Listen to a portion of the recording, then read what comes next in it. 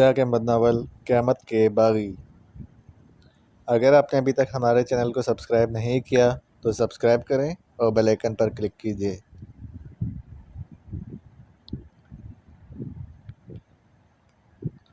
ये बहुत तेज़ी से भी नीचे आ सकता है, लेकिन इस तरह मज़ा नहीं आएगा। वो इन सब से मुखातिब था, लेकिन इसकी नज़रें आसमान पर थीं।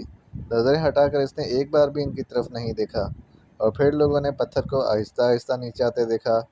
इधर शौकी ब्रदर्स ने नज़रें ऊपर उठा रखी थी। इन्होंने जब पत्थर को नीचे आते देखा तो शौकी ने प्रोफेसर गालिब से कहा, हम बिल्कुल दुरुस्त रास्ते पर हैं ना प्रोफेसर साहब? बिल्कुल। एक लम्हे के लिए भी ऐसी कोई बात ना सोचना शौकी, इन्होंने घबरा कर कहा। नहीं, मैं ऐसी कोई बात नहीं सोच रहा। मैं तो ये कह रहा हूँ अल्लाह ताला हमारी मदद करेंगे ना, हमें इस पत्थर से बचा लेंगे ना। ये नहीं कहा जा सकता।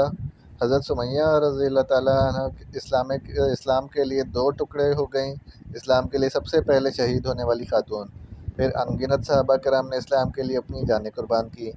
ये सब तो अल्लाह की मर्ज़ी है, वो जान लेना चाहे या बचाना।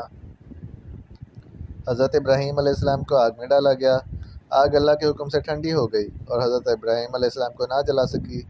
लेकिन एक नबी ने दुश्मन से बचने के लिए एक दरख्त की खो में पनाह ली। दुश्मन दरख्त को आड़े से काटने लगे तो अल्लाह ने अपने नबी को हुक्म दिया कि खामोश, मुँह से कोई आवाज़ ना निकले। वो आरे से दो टुकड़े हो गए और मुँह से लफ्ज़ ना निकला। मतलब ये कि किस वक़्त अल्लाह की क्या मर्ज़ी होती है ये कोई नहीं जानता। अगर हमें बचाने की मर्ज़ी हो तो हम बच जाएंगे, वरना अल्लाह के रास्ते में कुर्बान हो जाएंगे। हमारे लिए दोनों सौदे महंगे नहीं हैं। आप ठीक कहते हैं। मैं तो ये सोच रहा हूँ कि दुनिया का क्या बनेगा। दुनिया का वही मालिक है, हम तो हकीर बंदे हैं।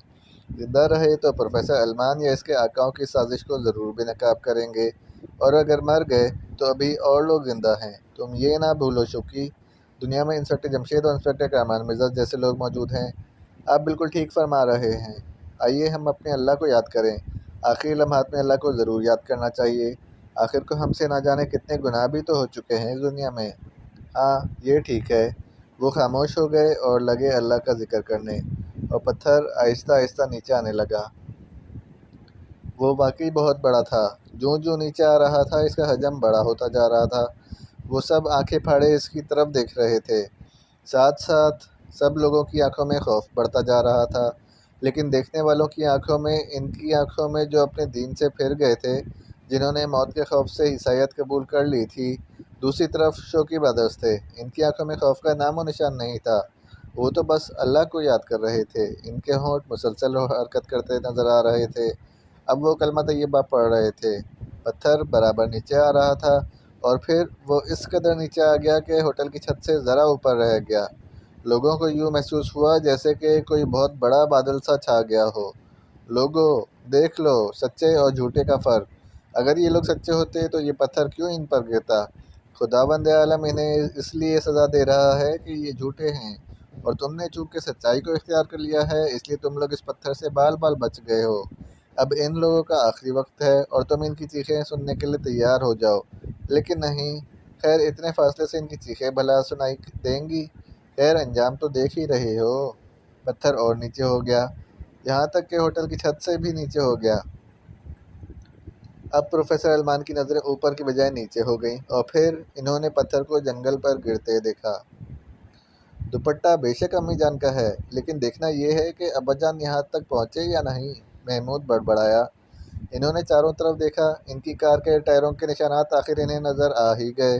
गोया यहाँ से वो कार पर कहीं गए थे, वरना यहाँ कार खड़ी होती। ये रहे टायरों के निशानात।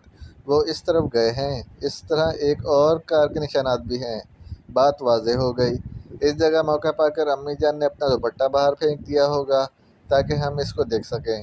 अब्बा जान को भी दुपट्टा नज़र आ गया होगा। आओ जल्दी करो। वो इस स्मित में चल पड़े। अब खान रहमान को दरख्तों के दरमियान कार चलाना पड़ रही थी, और ये काफ़ी मुश्किल काम था, लेकिन वो बहुत महारत से चला रहे थे। और फिर सड़क बहुत पीछे रह गई, लेकिन इनका सफ़र ख़त्म ना हुआ। इन्हें बहुत देर तक चलना पड़ा, तब कहीं जाकर इन्हें दो कारें खड़ी नज़र आईं। एक कार इंस्पेक्टर जमशेद की थी और दूसरी अगवा करने वालों की। दोनों कारें साथ साथ खड़ी देखकर इन्हें हैरत भी हुई। ये तो ऐसा लगता है जैसे इनकी सुलह हो गई है। महमूद बोला। किन की? कारों की? फारूक ने हैरान होकर कहा।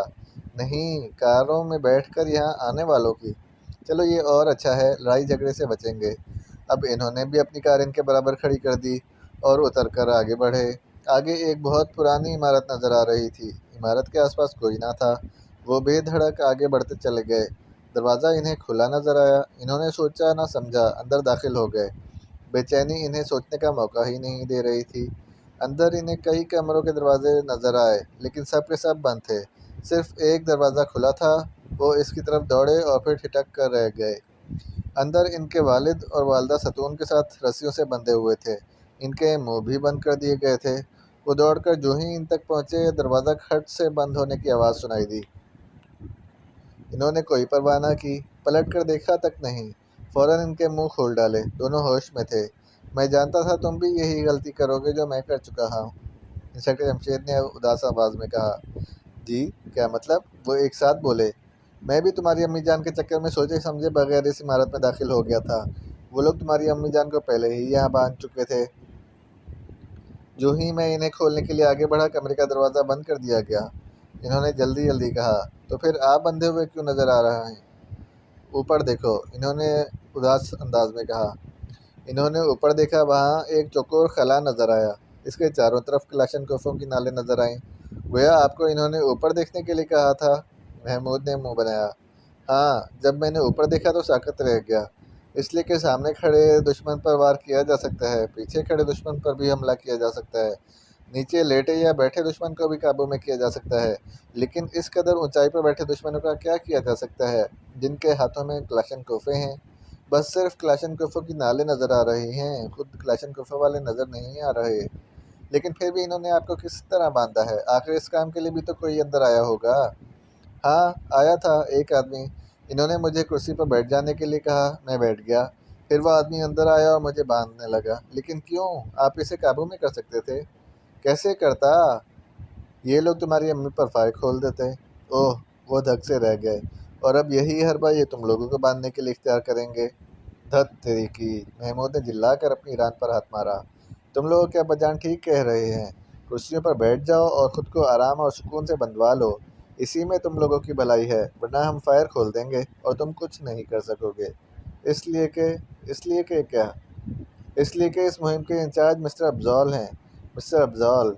کیا کہا؟ افضال؟ وہ زور سے چونکے۔ ہاں، افضال، جنہیں دنیا میں آج تک کسی نے بھی نہیں دیکھا۔ تب پھر تم کس طرح کہہ سکتے ہو اس مہم کے انچارج مسٹر افضال ہیں؟ یہ بھی کوئی پوچھنے کی بات ہے؟ ہم افضال کے لیے ہی کام کرتے ایک مدت گزر گئی ہے، یہ کوئی پہلا کام نہیں کر رہے۔ گویا آج کل افضال ہمارے ملک میں ہے؟ یہ نہیں کہا جا سکتا۔ کوئی نہیں جانتا وہ اس وقت دنیا کے کس حصے میں ہے۔ تب پھر وہ تم لوگ کو ہدایت کس طرح دے دیتا ہے؟ فاروق نے منہ بنایا۔ ایک طرفہ ٹرانسمیٹر کے ذریعے، بلکہ ایسا لگتا ہے جیسے ہمیں دیکھ بھی رہا ہو۔ یہ کیسے ہو سکتا ہے؟ انسپکٹر جمشید نے برا سا منہ بنایا۔ پتہ نہیں یہ ہو سکتا ہے یا نہیں، لیکن ہم یہی محسوس کرتے ہیں۔ ہمیں اغوا کرنے کا مقصد کیا ہے ہم نہیں جانتے۔ ہمیں تو اس نے اغوا کرنے کا حکم دیا تھا، نہ صرف حکم دیا تھا بلکہ اغوا کا سارا پلان بھی بنایا تھا۔ یہی وجہ ہے کہ جب ہم آپ لوگوں کے گھر میں داخل ہوئے تو خاتون بھی ہمارے مقابلے میں کچھ نہ کر سکی۔ ہمیں پہلے ہی بتا دیا گیا تھا کہ یہ کیا کیا حربے اختیار کرتے ہیں، چنانچہ ہم ربڑ کا لباس پہن کر گئے۔ اوپر عام لباس تھا۔ جب ربڑ کے لباس پر کھولتا پانی گرا تو ہمیں کچھ بھی نہ ہوا اور خاتون کے ہاتھ پاؤں پھول گئے، لہٰذا ہم انہیں اٹھا لائے۔ ہم جانتے تھے کہ آپ لوگ تعاقب کرتے ہوئے یہاں تک ضرور آئیں گے، بلکہ ہم کیا مسٹر افضال بھی یہ بات جانتے تھے، لہٰذا انہوں نے ہمیں پہلے ہی ہدایت دے دی تھی ہمیں یہاں کر کیا کرنا ہے، کس طرح سب لوگوں کو قابو میں کرنا تھا، یہ بھی انہوں نے بتایا تھا۔ تو تمہارا مطلب ہے چھت میں یہ چکور خلا بنا کر کلاشنکوفوں کی نالیں نکال کر پوزیشن لینے کے بارے میں بھی مسٹر افضال نے بتایا تھا؟ ہاں، یہی وجہ ہے کہ اس وقت آپ لوگ ہمارے قابو میں نظر آ رہے ہیں، ورنہ آپ اور اس آسانی سے کسی کے قابو میں آ جائیں۔ لیکن ہم حیران ہیں مسٹر افضال آخر چاہتے کیا ہیں؟